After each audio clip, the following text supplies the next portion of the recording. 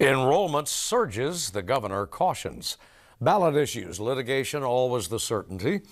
New scrutiny and new pressure on a nominee's namesake foundation, and new rhetoric on a hair trigger issue raises new alarm on the right. Arkansas Week next.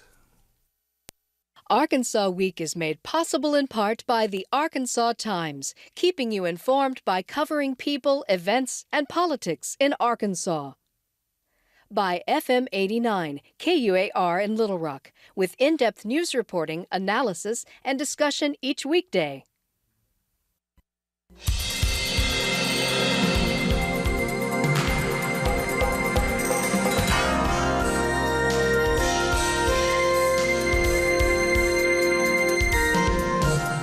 This is Arkansas Week. Hello again, everyone. Thanks for joining us for Arkansas Week. The healthcare in Arkansas is where we'll begin the program tonight, but we have a full agenda. David Keith joins us from the journalism department at UCA. Steve Bronner, an independent journalist based in Little Rock. Ernie Dumas, an independent and columnist for Arkansas Times. And thanks to everyone for coming in. Steve, new numbers came in this past week on what could become Arkansas Works, is likely to become Arkansas Works, but for the time being is still the private option. And the numbers really were, on the one hand, impressive, and on the other hand, invoked a cautionary from the Hutchinson administration. Sure. Well, the private option is the state program that uses federal Medicaid dollars to purchase private insurance for individuals with incomes up to 138% of the poverty level. And it's been controversial from the beginning. And the numbers came out that it was up to 258,000 beneficiaries in July. That's up 55,000 from January. And now we're well past, we're moving past where estimates were that it would eventually cover. If you count those who are considered medically frail and put into the general Medicaid population, there's more than 300,000 Arkansans who have been added to public assistance in some way since this was created, or now have public assistance because it's being created. We ought to take a moment, probably, Stephen, a Medicaid frail. That's really kind of a subcategory. Or Sure, that is a population that when they signed up for the private option, right. Once they were getting into the system, it was discovered or determined that they had medical conditions that made them more eligible, made them a better fit for Medicaid. Really, one of the goals of the private option is to bring more people into the system, into the insurance system, to thereby bring down the cost for everyone. And if you have sick people who are getting that kind of insurance, then that adds to everybody's costs. Right. And also, those were also people who traditional insurance might not even cover at all, the specific problems that they had, the health problems that they had. Yeah. Right, prior to the Affordable Care Act, Right. They would have probably just been left out completely, a lot of them. Mm-hmm. So the Medicaid frail are basically those with pretty egregious health problems. Or at least bad enough that they felt like it was a better fit for Medicaid. Right. So, this has been a concern. There's been a part of the Republican Party that's been against this program from the beginning because it is an expansion of a federal health care program through Obamacare. And one of the concerns that they've said from the beginning is that once you start, it's impossible to stop and it will inevitably grow. And that part has happened. Now, lots of people have health insurance that didn't have. That's a good thing.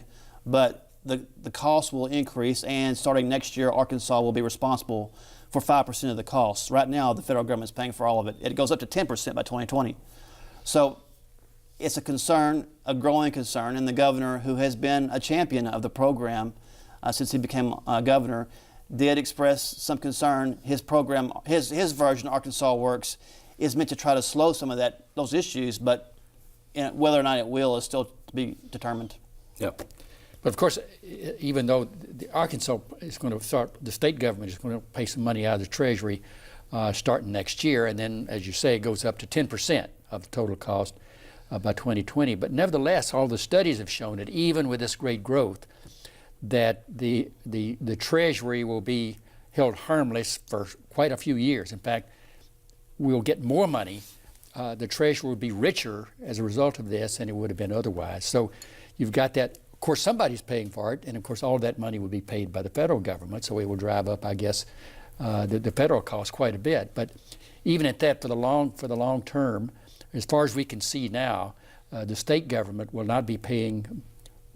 I'm not sure how to just characterize it, but we'll still be better off in the state treasury than we would have without Obamacare. And it gets into the fact that people who previously did not have health insurance, if they have health care, well, specifically if they have medical care, then they're more likely to be working, to be paying taxes, and also to be making purchases that contribute to sales tax and things like that. So I mean, that's where they're seeing where the offset is going to be, and I think it is. As we continue through this, when they start balancing those numbers, how are they, how are they quantifying all of this? The expense to the state through the 5% that's rising to 10% that the state has to pay, and also, as Ernie said, is the state treasury, are the state revenues going to increase at least by that much because of people being able to work?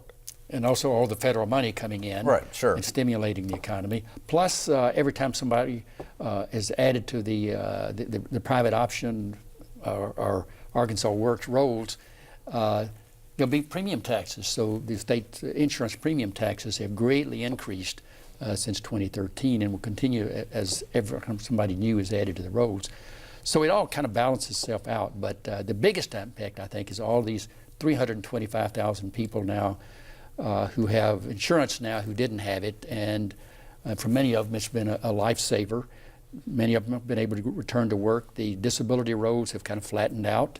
Those increases in disability rolls has virtually stopped starting in 2013. So there are a lot of benefits and a lot of cost on the other side. But you can't blame the governor for wanting to kind of hold it down to some extent, and he's got, in Arkansas Works, several ways to do that, requiring people to pay a little bit more for their insurance, for their coverage. So anyway, it will all balance out in the end, I think. Yeah. Well, Steve, what do we look for in January? Do we know yet? Well, it was created in 2013. Every session has been a war ever since then. It's barely made it through. It requires 75% support in the legislature for funding, and each session it has barely gotten that. Whether or not there will be an appetite for another battle in January is still to be seen. We'll just have to wait and see how the November elections turn out, and whether or not legislators want to have another session completely defined by this issue. My sense is that maybe it won't be quite so bad this time because a policy was produced this year that was supposed to last several years. So really the only thing to argue about is the funding, but the funding is what really matters. So we'll have to wait and see. I mean, and one thing that it's because Asa Hutchinson is the governor and Asa Hutchinson is a Republican, that automatically greatly increases its chances of continuing. And this year, or last year, if Hutchinson had not won, Mike Ross had won the governor's race, it might very well might already be gone.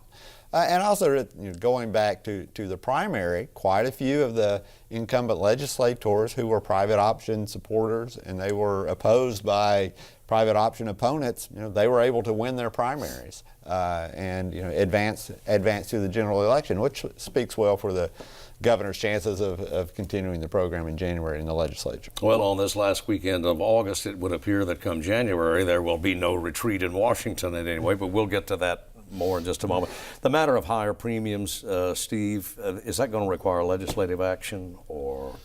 Higher premiums for? Beneficiaries, private option enrollees. Right now, the private option per individual is lower than it has to be in order to keep the waiver.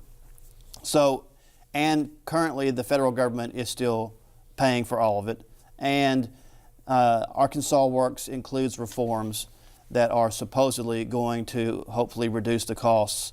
So at this point, it looks like it's doable for 2017, as far as I can tell. I can't be sure about that, but it doesn't look like we're at crisis situation yet.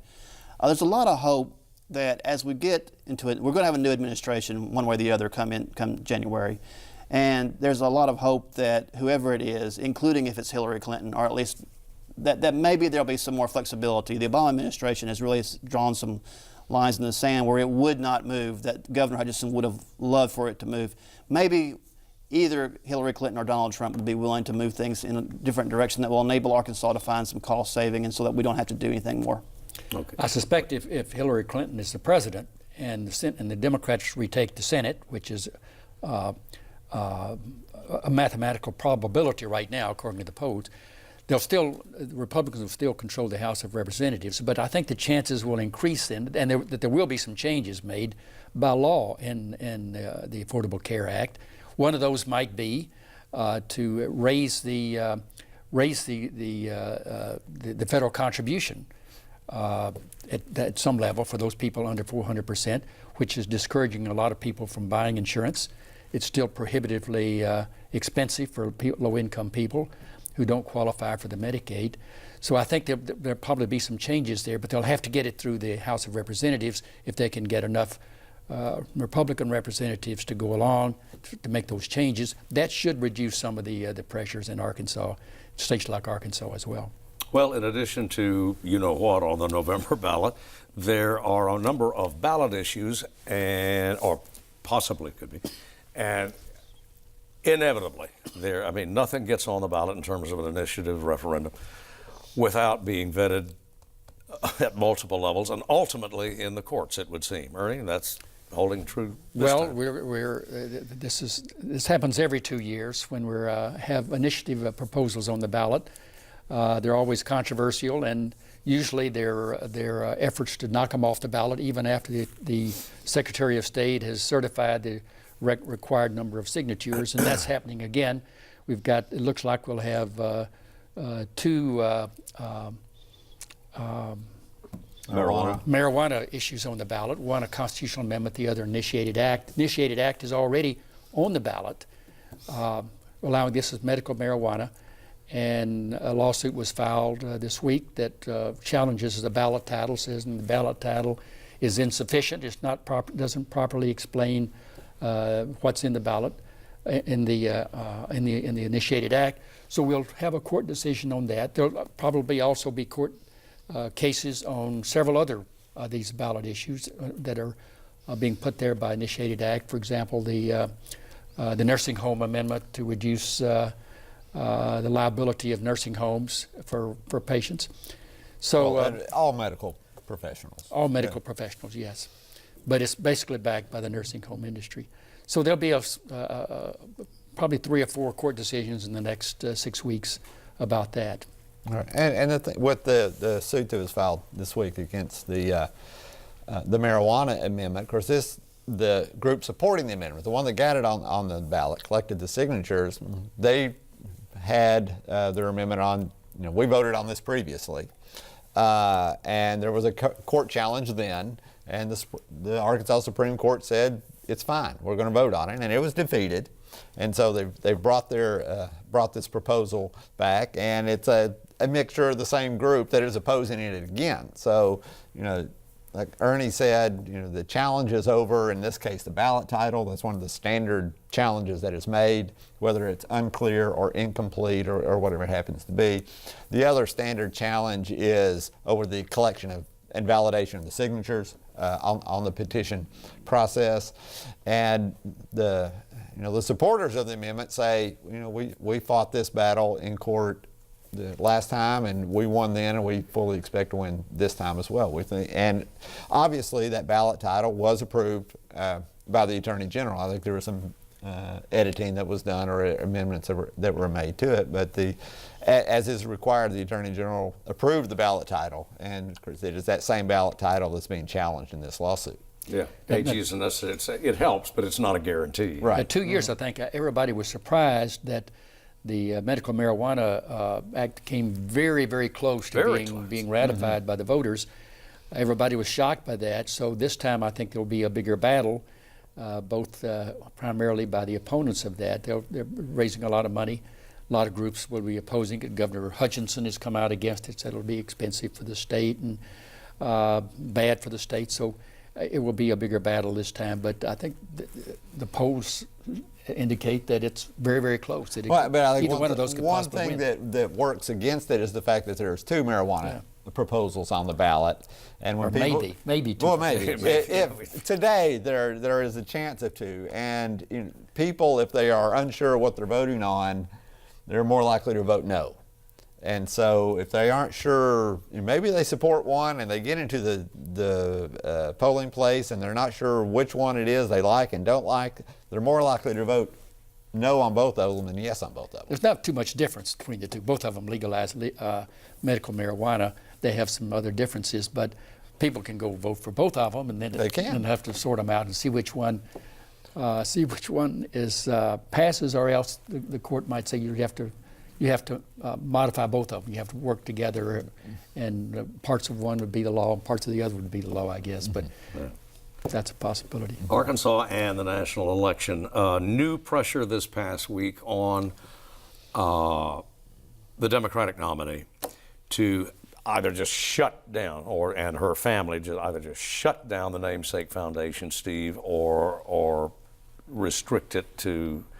constrict it to a very narrow path. And of course, the Clinton Foundation, of course, has a pretty heavy footprint in Little Rock, big footprint here. Well, Associated Press has reported that an analysis of private meetings between Hillary Clinton and private individuals showed that more than half of about 150 were people who had donated to the foundation.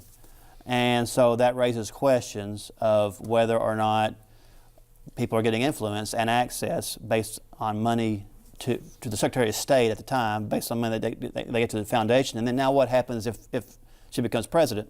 And that's just a very sticky situation. Americans have had to deal with their presidents for a long time. It's the toughest job in the world. It will give you gray hair, but afterwards you can cash in, and you can do great work. Since Carter, especially. Congress as well. They typically do fairly well after they leave. Right. Congress. But that was part of that deal was you can't come back. Yeah. And that was solidified through the 22nd Amendment, which said that a president only had 2 terms, and that was it. Well, the Clintons have turned that arrangement on their head because they are coming back. And so the question is, what happens in the interim of people being able to donate to their foundation? How does that affect when they come back to the White House, if they do? Now, there's no question that the foundation has done a lot of good work, including in Arkansas. The issue that's not going away is what happened. And Hillary Clinton doesn't help the situation by being not forthcoming with a lot of things. And now, while she is stepping away from the foundation and Bill is stepping away from the foundation, Chelsea Clinton, their daughter, is still going to be very much on the board and involved in the foundation. So this continues to be a difficult issue. Hillary has managed to step aside, partly because Donald Trump always manages to say something to overshadow it, but it's not going away. Ernie. Well, no, it's not going away. Neither is the emails. We found out that the emails is going to go, big email controversy is going to go all the way through the election, probably beyond. And the Clinton Foundation, all of this started several years ago. The New York Times had a reporter and dug into the Clinton Foundation files and its annual reports and identified all of these people, foreign governments. The Saudi government gave between $12.5 and $25 million to the foundation. A lot of kind of foreign potentates and rich businessmen, corporations, and so forth had been giving a lot of money, and they did raise a great deal of money for that foundation. And as he says, it's done a lot of good work. And now but they've always been a little bit secretive about it, and this is Hillary's recurring problem since she first got into public life 40 years ago, of being kind of secretive about things, wanting her those kind of affairs to remain private forever. So that's the issue. In this particular AP analysis showed that I think this covered the first 2 years of her time as Secretary of State, and they had to sue to get her schedule, her daily schedule, the people she was meeting with each day. And it showed about half of those people who were like private citizens, not non-governmental people, had contributed to the foundation in some fashion. Nobel Prize laureate, she met with a Nobel Prize laureate, and he happened to give it to the foundation. Of course, there's no indication that anybody got any favors as a result of it. There's no quid pro quo. It's at least been proven. But it raises that question, and it's damaging. And so they've had to kind of do something about it. And so they've said, once she goes to the White House, the foundation will no longer accept contributions from foreign governments, or and not just foreign governments, anybody, any foreign individual. Foreign individuals, yeah. Mm-hmm. Or any American corporation. So that shrinks it down. It's going to be a very tiny foundation. They'll shortly winnow away the sizable corpus that they have now. So it's going to winnow down. But so I don't know whether this will do it or not, but Bill Clinton will leave the foundation.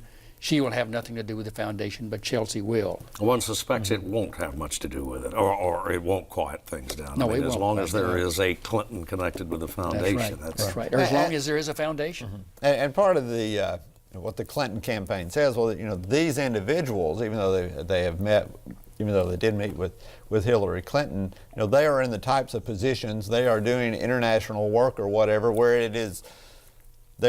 What wouldn't be unusual for them to request a meeting with any Secretary of State. And like Ernie said, the question: can they ever find a quid pro quo where there benefits, where they allow this access specifically because of their donations? And there's some indications of exactly the opposite of the quid pro quo. In the case, for example, the largest donor, I think, would be the Saudi government, the royal government of Saudi Arabia, which gave it's hard to say exactly how much, but somewhere between $12 and $25 million to the foundation when she was Secretary of State. But yet she has been perhaps harsher than anybody in the United States government of Saudi Arabia, saying that they were making massive contributions to terrorism in the Middle East and calling on them to stop. So she and Donald Trump, that's one issue they kind of agree on, is the role of the Saudis in the growth of terrorism and ISIS in the Middle East. So, but the appearance is still bad. I for one, was startled, astounded that contributions could win access to a public official. Yeah, no member of Congress has ever allowed a contributor to get on their scheduled meeting. Mr. Trump, Steve, where is he at this hour on immigration? I mean, he kind of reached out to moderates, to swing voters, and then immediately he appears anyway to have swung back, at least on the immigration issue, after something of an outcry. Is he reaching out, or is he just kind of changing his mind? It's kind of hard to tell. But basically, in a town hall meeting with Sean Hannity, Fox News, no less, he basically he used the word softening. He is softening his position on immigration and talked about how he wanted to be fair with people who have been here a long time. And then he turned around in the same sentence and said, but he's not for amnesty. And it was, this is the one issue that he has built his campaign on where there's been no flip-flopping whatsoever, is that, he started his campaign talking about how he was going to build the wall, make the Mexicans pay for it, and that has continued all this time. And now he has basically come around, at least for the moment, or at least for a few moments, to the same position that the Senate Gang of Eight offered. And in fact, it's not really that far a position from what President Obama has had this whole time, aside from the executive order that President Obama did. Whether or not this will cause widespread concern among, the average American who's chosen Donald Trump as their guy, it's hard to say. Those folks are certainly not going to vote for Hillary Clinton, but it undermines his message as he's not a politician. Right. It undermines the message when people have said that, he said he's going to support our Supreme Court justices. Well, can you trust that he's going to do that now, because he's made this major change in his position? Well, I think he remains an easy favorite in Arkansas and in many other states, but the concern among GOP strategists always has been down ballot. What if these people who may now feel alienated from Mr. Trump, who previously were his supporter, what if they just stay home rather than go?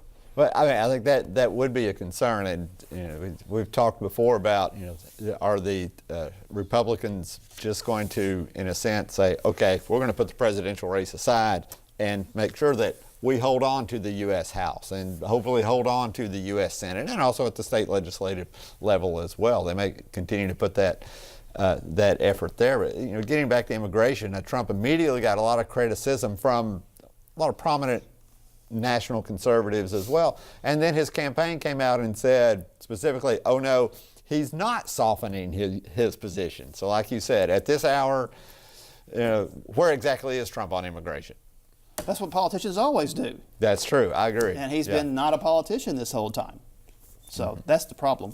Well, he at one point, back during the campaign last year, went to the New York Times and had a private editorial meeting with the editorial board of the New York Times, in which he basically said the same thing. Well, all this stuff about kicking everybody out and building the wall, that's just something to talk about.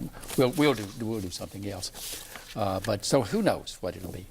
But he will still carry his votes. I don't think it's going to diminish his strength that much. Yeah, got to end it there because we're out of time. Gents, thanks to you for coming in. As always, thanks to you for watching. See you next week.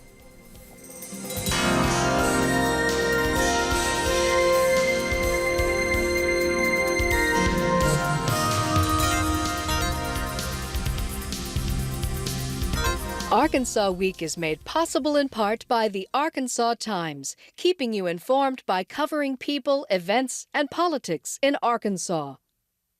By FM 89, KUAR in Little Rock, with in-depth news reporting, analysis, and discussion each weekday.